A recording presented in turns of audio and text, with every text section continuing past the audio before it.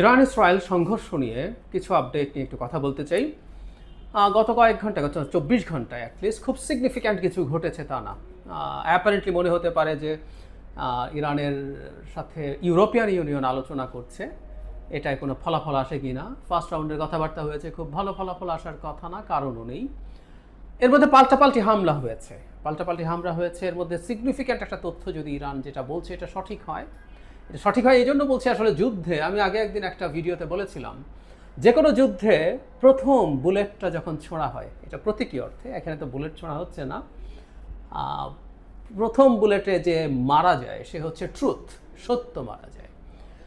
কেন বলা হয়? কারণ হচ্ছে প্রতিটা ক্ষেত্রে প্রায় যে পক্ষ যুদ্ধ করে সংঘর্ষের নামে, তারা নিজের ক্ষয়ক্ষতিকে অস্বীকার করে, কমিয়ে দেখায়, আর যতটা ক্ষয়ক্ষতি করতে পেরেছে সেটাকে এক্সিজারেট করে, বাড়িয়ে বলে। ফলে ক্লেইমগুলো কোনটার ক্ষেত্রে আমরা ইসরায়েলের ক্লেইমিংকেও খুব শতভাগ গুরুত্বের সাথে নেব না, অ্যাবসলিউট সত্য বলে মেনে নেব না। আমরা ইরানের ক্লেইমিংকেও তাই বলবো। কিন্তু ইরান একটা দাবি করেছে, তারা বিভিন্ন জায়গায় খুবই ভালো অ্যাটাক করেছে। হাইফাতে বেশ বড় বিস্ফোরণের ছবি আমাদের সামনে এসছে। হাইফাতে তারা আগেও অ্যাটাক করেছিল।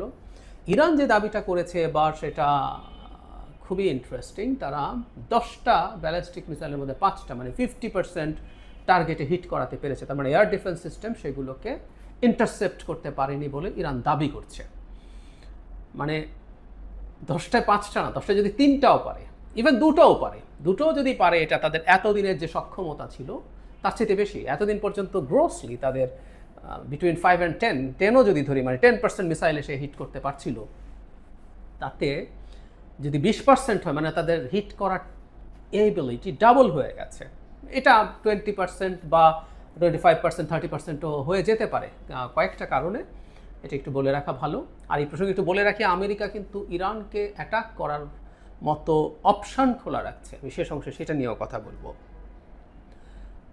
ইরান যেহেতু অ্যাটাক করছিল, আমরা এর মধ্যে দেখেছি যে প্রচুর অ্যাটাক যেহেতু একসাথে করেছে, এবং সে বেশ কিছু জিনিস মানে ইসরায়েলে সে অ্যাটাক করতে পাঠিয়েছে, বিশেষ করে ড্রোন এবং কিছু পুরনো ধাঁচের ক্রুজ মিসাইল। এগুলো মূলত তার যে এয়ার ডিফেন্স ক্যাপেবিলিটি আছে, সেই ক্যাপেবিলিটিকে যতটা সম্ভব কমিয়ে আনা যায় সেই চেষ্টা করছিল তারা। এই জন্য তাদের পুরনোগুলো পাঠালো, ওদের এয়ার ডিফেন্স সিস্টেমের এক ধরনের স্যাচুরেশন হলো এবং ডিপ্লেশন হলো যে মিসাইলগুলো দিয়ে করে। আমি নিজে একটা ভিডিও করেছি ওয়াল স্ট্রিট জার্নালের একটা রিপোর্টকে ভিত্তি করে।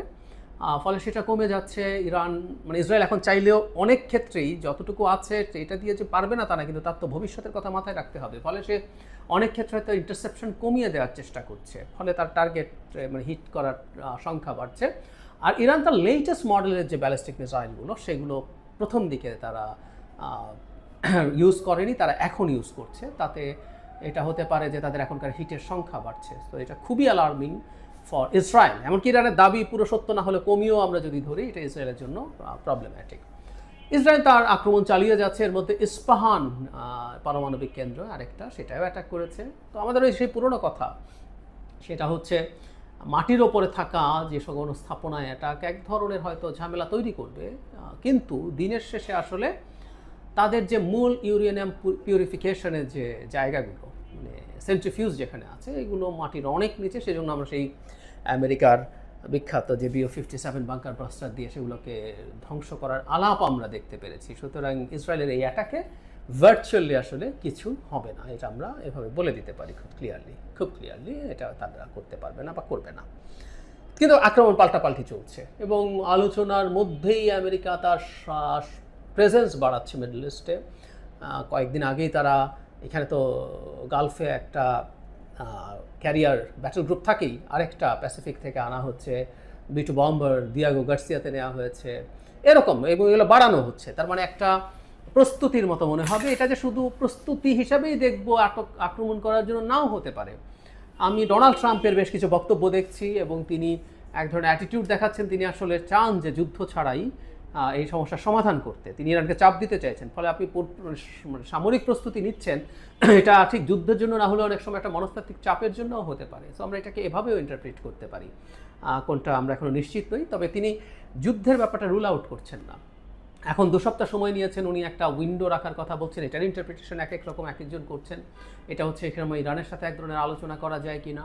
আবার কেউ কেউ বলছেন যে তিনি তার সমর প্রস্তুতি সম্পন্ন করছেন এই সময়ে, এবং তিনি অ্যাটলিস্ট কিছু এয়ার অ্যাটাক করবেন। মানে আগেও একদিন বলেছি যে ইরাকের পর আফগানিস্তানেরও যে এক্সপেরিয়েন্স, সেখানে আসলে গ্রাউন্ড অ্যাটাকে যাওয়ার মতো বিলাসিতা ট্রাম্প আসলে করবেন বলে মনে হয় না, এবং ট্রাম্পের এক ধরনের অ্যান্টাই যুদ্ধ যে ইমেজ আছে সেটা তিনি আসলে ধরে রাখতে চান। এই ফলে তিনি ইরানকে যদি হুমকি দিয়ে একটা ডিলে আনতে পারেন, ডিলটা হচ্ছে তারা একটা যুদ্ধবিরতিতে যাবে এবং তার নিউক্লিয়ার যে স্থাপনাগুলো আছে সেগুলো, এবং বিশেষ করে তার ইউরেনিয়াম পিউরিফিকেশন থেকে সরে আসতে হবে, এই ধরনের একটা জিনিস চাপ দিয়ে করার চেষ্টা করছেন।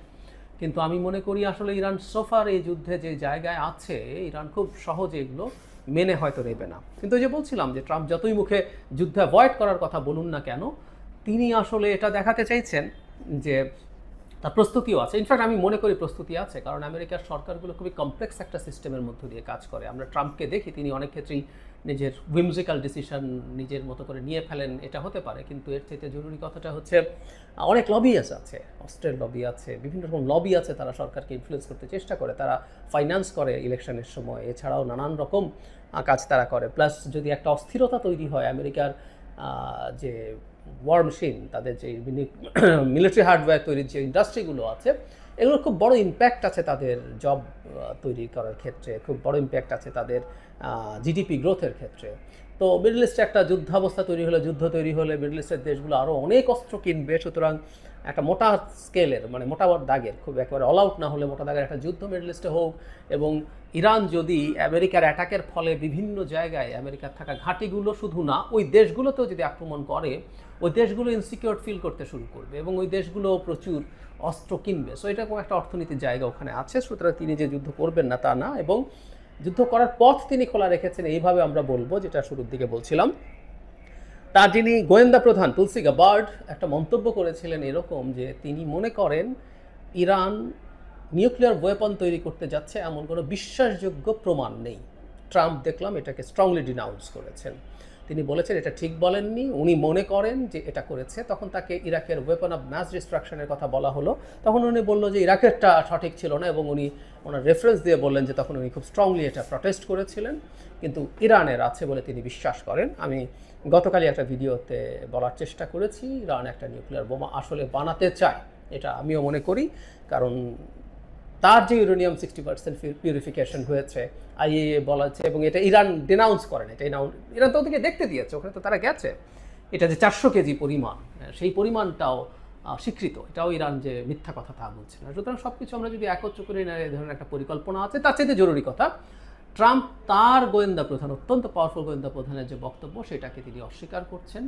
এই অস্বীকার করার মাধ্যমে আসলে তিনি ইরানকে অন্তত এই বার্তা দিতে চাইছেন তিনি আক্রমণ করতে প্রস্তুত আছেন, এবং এই কথাটা তিনি যোগ করেন বারবার, কোনোভাবেই ইরানকে একটা নিউক্লিয়ার বোমা পেতে তিনি দেবেন না, এই কথাটা বারবার বলছেন। তো তাহলে আমরা যদি মেলাই, ইনি ইরানের নিউক্লিয়ার বোমা তৈরি করার ইচ্ছা আছে, এবং উনি একদম এভাবে বলছেন। আমি তার বক্তব্য শুনলাম যে কয়েক সপ্তাহের মধ্যে এটা হয়ে যেতে পারে, না হলে কয়েক মাসের মধ্যে অবশ্যই ইরান একটা বোমা বানিয়ে ফেলতে পারবে। সুতরাং তার অবস্থানটা কিন্তু এইরকম। তাহলে ব্যাপারটা এটা দাঁড়ালো,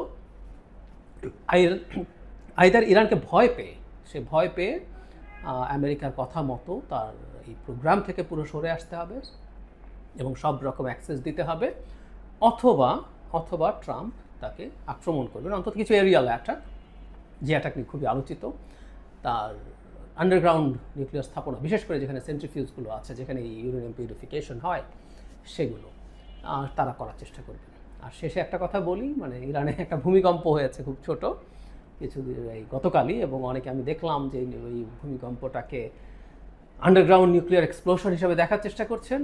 উত্তর হচ্ছে না, এটা এরকম কিছু না, এটা আসলে একটা টিপিক্যাল ভূমিকম্পই ছিল, অল্প সময়ের মধ্যে এটা এসছে। মানে এরকম একটা কিছু ঘটলে মুহূর্তেই সবাই জেনে যেত, এবং ইরান এই ধরনের একটা যুদ্ধাবস্থার মধ্যে এই কাজ আসলে করার কথা না।